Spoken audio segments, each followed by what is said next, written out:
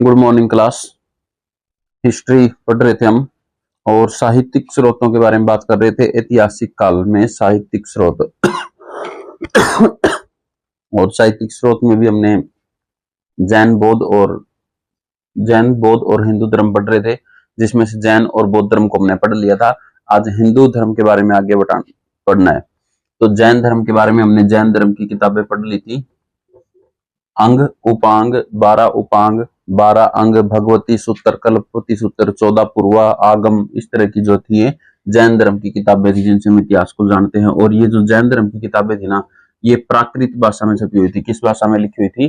प्राकृत भाषा में लिखी हुई थी, ये प्राकृत भाषा में। ठीक है।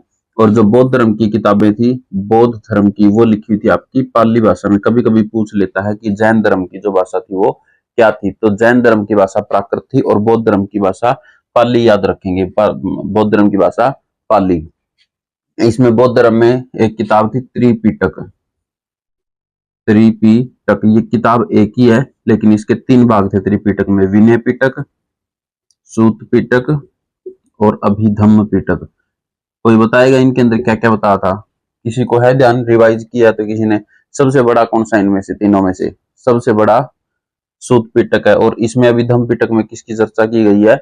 बौद्ध धर्म के अंदर जो नियम और कानून है उनकी चर्चा की गई है। इसके अलावा ललित विस्तार एक किताब थी, जिसमें बौद्ध धर्म में महात्मा बुद्ध की पूरी जीवनी को विस्तार से लिखा गया है। ललित विस्तार नामक किताब में, ललित विस्तार में, ठीक है। जातक नामक किताब में महात्मा बुद्ध के पूर्व जन्म की 200 कहानियों की चर्चा है। जातक नामक किताब में महात्मा बुद्ध के पूर्व 200 कहानियों की चर्चा है। और अंगुत्तर निकाय एक किताब है बौद्ध धर्म की, जो पाली भाषा में ही है, उसमें 16 महाजनपद की चर्चा है अंगुत्तर निकाय में। आज हमें हिंदू धर्म पढ़ना। देखिए, उस समय जो हिंदू धर्म होता था ना, उसको ब्राह्मण कहा जाता था। तब के समय जो हिंदू धर्म था, हिंदू धर्म, इसे क्या कहा जाता था? ब्राह्मण। और जो बौद्ध और जैन धर्म थे उनको गैर ब्राह्मण। तो इसमें हमने क्या पढ़ना? इसमें हमें वेद पढ़ेंगे हम। इसमें हम वेद पढ़ेंगे हिंदू धर्म में सबसे पहले। और वेद जो है वो हमारे प्रारंभ में जो हमारे वेद थे वो 3 थे। प्रारंभ में जो वेद थे वो 3 ही वेद थे और उनको वेद त्रय कहा जाता था। वेद त्रय, क्योंकि 3 ही वेद थे, वेद त्रय कहा जाता था। शुरू में चौथा वेद जो है वो नहीं लिखा गया था। और ये कौन से वेद थे? एक था इसमें ऋग्वेद। यजुर्वेद ले लेते पहले, ऋग्वेद।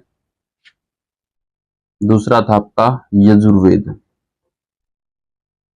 और तीसरा हो गया आपका सामवेद। सामवेद, ठीक है। इनके बारे में चर्चा करेंगे। सबसे पुराना जो था वो ऋग्वेद था। ऋग्वेद, फिर यजुर्वेद और सामवेद। वेद त्रय कहा जाता था। देखिए, वेद क्या होते थे? जो देवताओं ने जो चीजें बोली थी ना, मान लो किसी ने बोल दी और वो अच्छे विचार थे उनके, अच्छी अच्छी बातें थी वो, तो उनको संकलन कर लिया था। दूसरे की, देवताओं की बोली हुई बातों को या देवताओं के बोले हुए विचारों को संकलन किया था अलग अलग जगह से, अलग अलग देवताओं की। तो ये संकलन था। वेदों को किसी व्यक्ति ने लिखा नहीं था। वेदों को किसी व्यक्ति ने लिखा नहीं था, बल्कि दूसरे जगह से, अलग अलग जगह से एक जगह इकट्ठा कर लिया था। संकलन मतलब इकट्ठा करना, संकलन मतलब इकट्ठा करना। तो वेदों को संकलन किया गया था, ना कि लिखा गया था। खुद किसी व्यक्ति ने नहीं लिखा था इसको, जबकि बल्कि अलग अलग देवताओं द्वारा बोली गई बातों को इसमें इकट्ठा किया था। और ये जो इकट्ठा किया था, ये जो संकलन करता थे इसके, ये थे लोमहर्ष ऋषि तथा उग्रसर्वा। लोमहर्ष ऋषि, लोमहर्ष ऋषि तथा उग्रसर्वा, उग्रसर्वा, ये इनके संकलन करता थे। इन्होंने भी लिखे नहीं थे। तो वेद जो है वो सिर्फ संकलन हुआ था वेदों का। ये किसी पुरुष द्वारा नहीं लिखे गए थे, इसलिए इनको अपुरुषेय कहा जाता है। ये किसी पुरुष के द्वारा नहीं लिखे गए थे, इसलिए ही इनको अपुरुषेय कहा जाता था। ठीक है। तो 3 वेद थे स्टार्टिंग में, उनको वेद त्रय कहा गया। ऋषि उग्रसर्वा और ऋषि लोमहर्ष ने इनको संकलन किया था। देवताओं द्वारा जो बोली गई थी अच्छी अच्छी बातें और विचारधाराएं, उन्हीं का संकलन था वेद।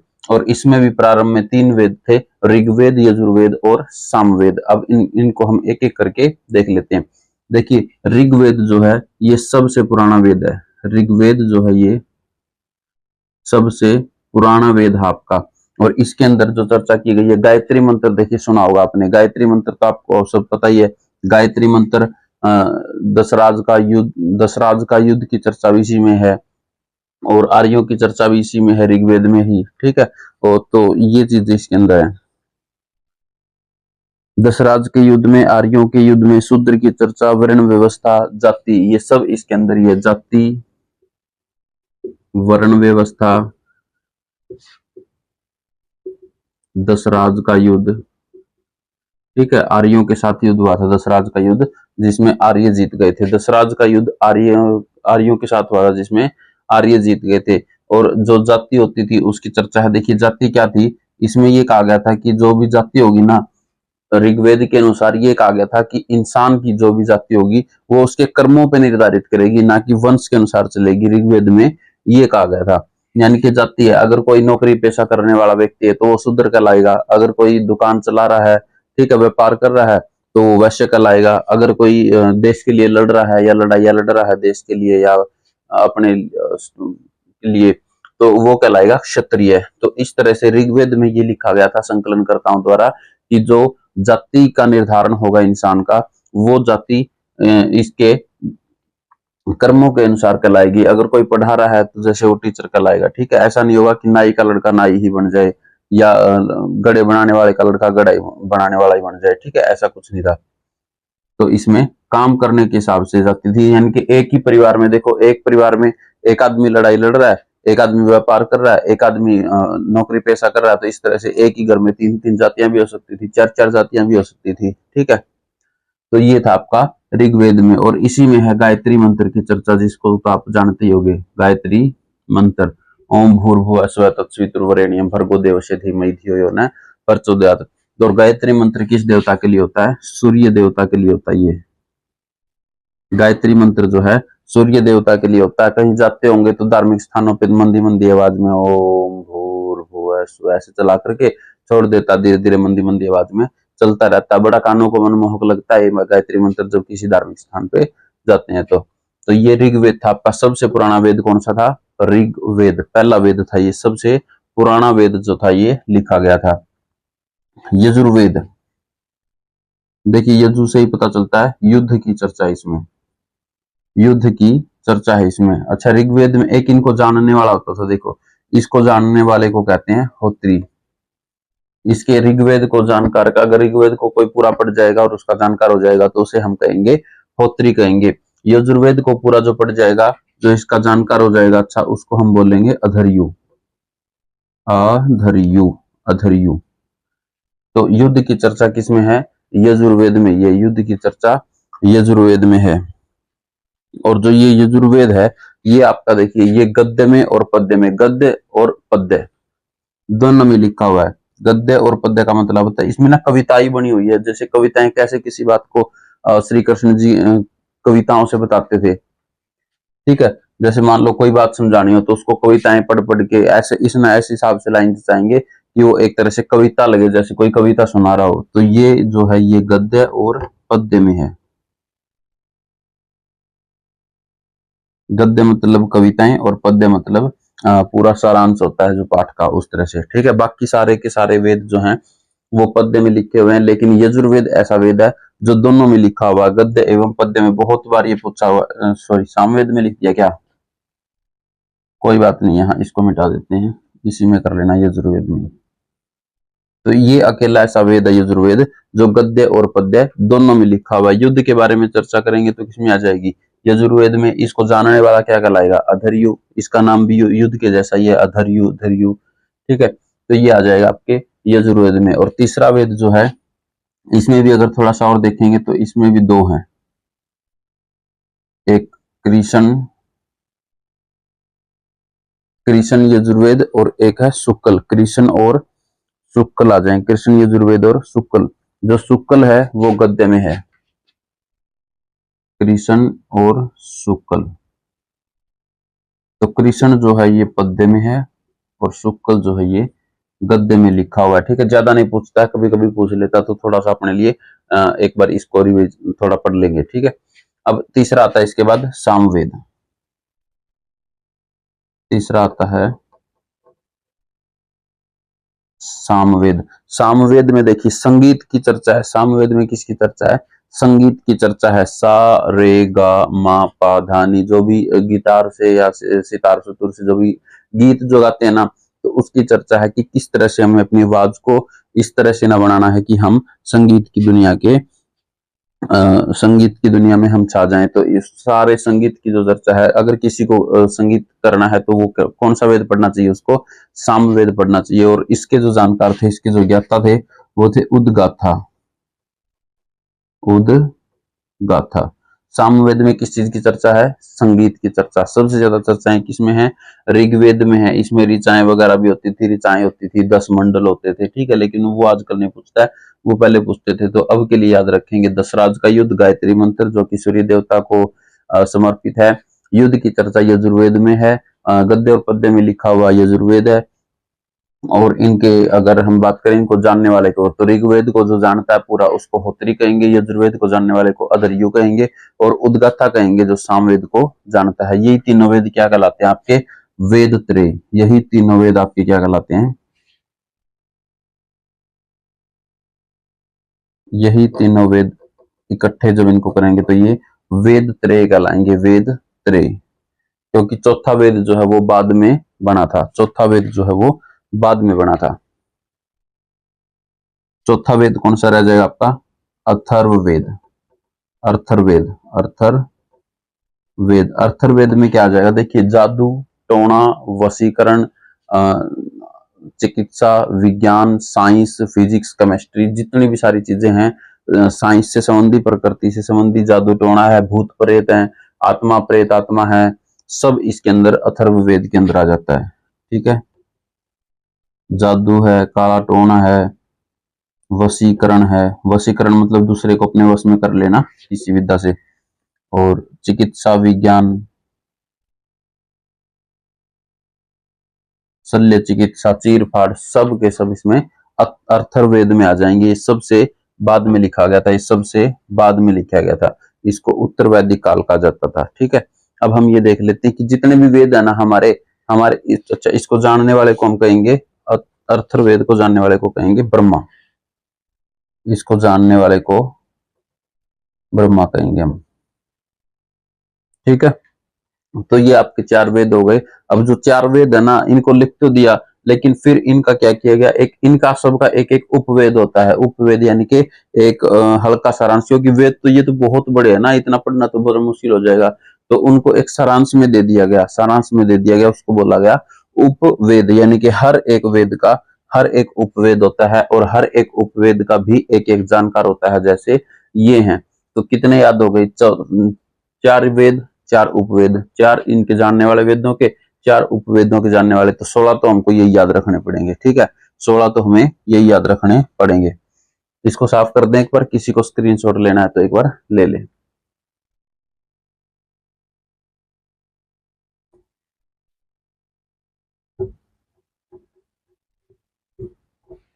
अब हम इनके उपवेद देख लेते हैं और उनके जान दे सॉरी।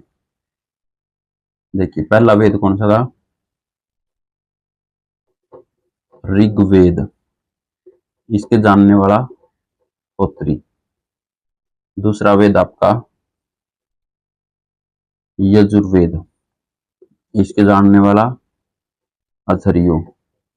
तीसरा वेद आपका हो गया सामवेद, जिसका जानने वाला हो गया उदगाथा। उदगाथा। और चौथा हो गया आपका अर्थर्वेद। अर्थर्वेद। इसके जानने वाले को बोलेंगे ब्रह्मा कहलाएगा, इसको जानने वाले का, ठीक है। और ये जो तीन वेद थे ये क्या कहलाएंगे? आपके वेद त्रय। अब हम देख लेते हैं इनके उपवेद और उसका जानने वाला। देखिए उपवेद क्यों लिखे गए थे? उपवेद इसलिए लिखे गए थे कि इनको सारांश करके एक उपवेद बना देते हैं, ताकि उनको पढ़ना थोड़ा सा और आसान हो जाए। कुछ भाषा चेंज हो जाएगी, क्लियर हो जाएगी, तो ये आसान हो जाएगी। और जितने भी आपके वेद थे ना, ये संस्कृत भाषा में लिखे गए थे। सभी के सभी वेद संस्कृत भाषा में लिखे गए थे। अब देख लेते हैं ऋग्वेद का उपवेद। इसका उपवेद था आयुर्वेद। इसका था आयुर्वेद, और आयुर्वेद का जो जानने वाला था वो था प्रजापति। आयुर्वेद का जानने वाला प्रजापति।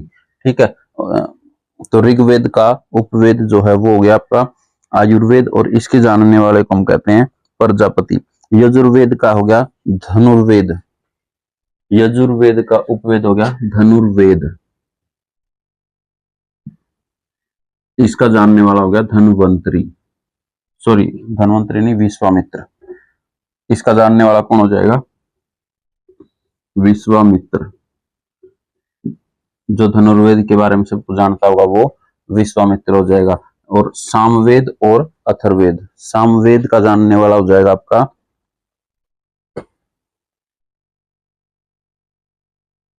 गंधर्व वेद। सामवेद का हो जाएगा गंधर्व वेद,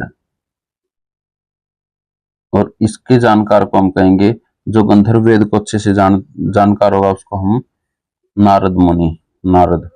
और अथर्व वेद का जानकार हो जाएगा आपका ब्रह्मा, और इसके हो जाएंगे शिल्प वेद, इसका हो जाएगा शिल्प वेद, जिसके जानकार होंगे आपके विश्वकर्मा। ठीक है, तो 4 वेद हैं, और चारों ही वेदों के एक एक उपवेद हैं। चारों वेदों को जानने वाला एक एक आदमी, और फिर इनके उपवेदों को जानने वाला भी एक एक व्यक्ति रहेगा। तो इस तरह से हमें 4 वेद, 4 इनके जानकार, 4 ये और 4 इनके जानकार, तो 16 नाम तो हमें याद रखने ही पड़ेंगे। ऋग्वेद का बताइए उपवेद क्या हो जाएगा? आयुर्वेद हो जाएगा, जिसके जानकार होंगे प्रजापति। बताइए सामवेद का जानकार, सामवेद का जानकार उद्गाथा, और इसका उपवेद गंधर्व वेद, गंधर्व वेद, और इसके जानकार नारद मुनि। यजुर्वेद का उपवेद धनुर्वेद, धनुर्वेद को जानकार विश्वामित्र। अथर्ववेद के उपवेद शिल्पवेद, और इसके जानकार विश्वकर्मा हो जाएंगे, इसके जानकार विश्वकर्मा हो जाएंगे। ठीक है, तो देखिए वेदों की जब संकलन हो रहे थे ना, वेद जब बन रहे थे, तो उसी काल को जब ये वेद इनकी रचना हो रही थी, जब इनका संकलन कर रहे थे लोमहर्षि ऋषि और उग्रसर्वा, तो उस दौरान का जो काल था उसको ही वैदिक काल कहा गया। उसी काल को क्या कहा गया? वैदिक काल। और जब ये पहले शुरुआती 3 वेद बन रहे थे, तो ये बन रहे थे आपके 1500 बीसी से, लाइन समझ गया ना, ये है बीसी। ठीक है, इससे पहले का यहां से चले थे बनने 1500 से 1000, और फिर ये यहाँ 600 से। जब ये पीरियड चल रहा था, तो इस दौरान तो बन रहे थे आपके शुरुआती 3, तब तो संकलन हो रहा था वेद त्रय का 1500 से 1000, और 1000 से 600 बीसी, इस समय संकलन हो रहा था अथर्ववेद का। समझ में आ गया? समझ में आ जाएगा जी। देखिए 1500 से जो 1000 का पीरियड था ना, समय का जो चक्र था, उस समय तो जो वेद संकलन हो रहे थे वो वेद त्रय थे, जिसमें आ रहे थे आपके ऋग्वेद, यजुर्वेद और सामवेद। और जब अथर्ववेद की बारी आई, तब आपका समय चल रहा था 1000 से 600 बीसी, 1000 से 600 बीसी, उस पीरियड को कहा गया अथर्ववेद। यानी कि टोटल अगर समय देखें हमें वैदिक काल का, जिसमें हमें वेदों की रचना हो रही थी, अगर हम पूरा समय देखें तो 1500 से कहां तक चला गया? पहले 1000 तक चला गया, फिर 600 तक चला गया, तो 1500 से 600 बीसी के काल को ही वैदिक काल कहा जाता है। 1500 बीसी से 600 बीसी के काल को ही वैदिक काल कहा जाता है। इसमें किसी को कोई दिक्कत है तो वो बताए। वेदों की जो भाषा होती थी वो संस्कृत होती थी। वेदों को किसी व्यक्ति ने लिखा नहीं था, इसलिए इनको अपरुषेय कहा जाता है। किसी पुरुष ने इनको नहीं लिखा था, इसलिए अपरुषेय कहा जाता है। बल्कि देवताओं की जो अच्छी अच्छी विचारधाराएं थी, देवताओं द्वारा बोली हुई बातों का संकलन ही किया था ऋषि उग्रसर्वा और लोमहर्षि ने। उन्हीं के संकलन को ही वेद कहा जाता है, उन्हीं के संकलन को ही वेद कहा जाता है। अब इन्हीं वेदों में एक एक ब्राह्मण वेद हो रहा है इनका।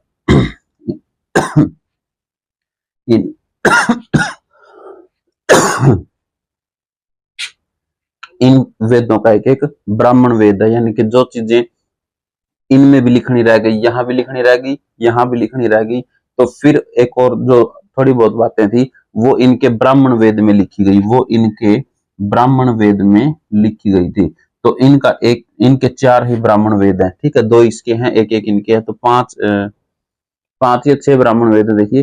तो उनको हम अगली क्लास में आपको बता देंगे, फिर आपका वेद जो है वो हो जाएगा खत्म। ठीक है। वेद आपका हो जाएगा खत्म। तो आज के लिए इतना ही रहने देते हैं, बाकी आपको कल बता दिया जाएगा। धन्यवाद।